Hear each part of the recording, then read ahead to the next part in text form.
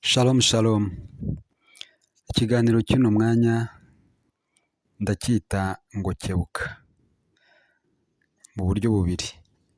Icya mbere hari inshinga bita gukebura, ni ukuvuga gusa n'ubwira umuntu uti oya si uko byari kuba bigenda. Icya kabiri ni inshinga ishobora kuvuga ngo wireba hariya reba hano, birajya gusa ariko kebuka. Impamvu uvuze ibi ndayifatira n'ubundi kuri iri jambo rivuga imbuto z'umwuka wera.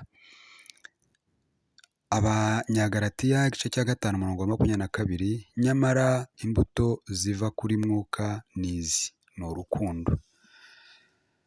Byangoye cyane, namaze umwanya munini ntekereza kandi ndangije numva ngize agahinda kanini cyane. Ndigaya, ndihana, ariko ndavuga ngo nkwiye gukebuka kandi ndavuga ngo reka mbibwire inshuti yanjye, kebuka. Kubera iki? Twashatse urukundo mu bantu, twashatse urukundo turarubura, abantu badushatseho urukundo baratubura, kuko ntawashaka imyembe ku biti bya avoka. None se koko niba umuntu atarimo umwuka wera, niba umuntu adafite Imana muri we, turamushaka mu rukundo turukure mwuka byaramwe? Niba se igihe cyo kuba mu byaha cyacu tutarabashije kugira urukundo mu ntege nke zacu, mu buswa bwacu, twari gutanga urukundo turukuye he? Ariko ni igihe cyo gukebuka. Ni igihe cyo gukebuka tukareba Yesu nyir'urukundo, tukareba Data nyir'urukundo, kandi tukareka gushakira umuntu mu rukundo niba adafite urukundo muri we. Urukundo muri we, Yesu muri we, umwuka wera muri we, Imana muri we. Ariko nanone ntarirarenga, mperutse kuganira n'umuntu arambwira ati erega igisubizo cy'ibibazo bihari uyu munsi si inyigisho nyinshi, ahubwo no gupfukama cyane.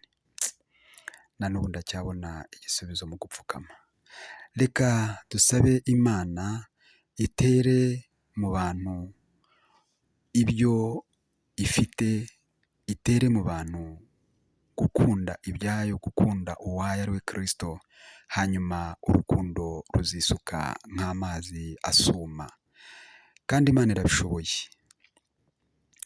Hari indirimbo imaze iminsi imfasha cyane yitwa Imana ishobora byose. Hari aho bavuga bati Imana ishobora guhinduramo amagufa intwaro zikomeye. Icyo gihe ni igihe cya Samusoni, ngo urwasaya rw'indogobe rwabaye intwaro ikomeye. Kandi Imana ishobora guhindura inyanja mo otorute, umuhanda w'imihanda myinshi. Ibyo byarabaye ku gihe cy'Abayisiraheli bava mu Egiputa.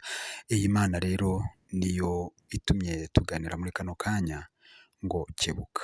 Kebuka urebe Kristo, reka nkebuke ndebe Kristo. Hanyuma kandi twe gushakira imyembe ku giti cy'avoka. Niba nta Mana iri mu muntu, nta n'urukundo twamukuramo. Ariko byose birashoboka ko wemeye Kristo nk'umwami n'umukiza. Imana idushoboze gukebuka mu izina rya Yesu.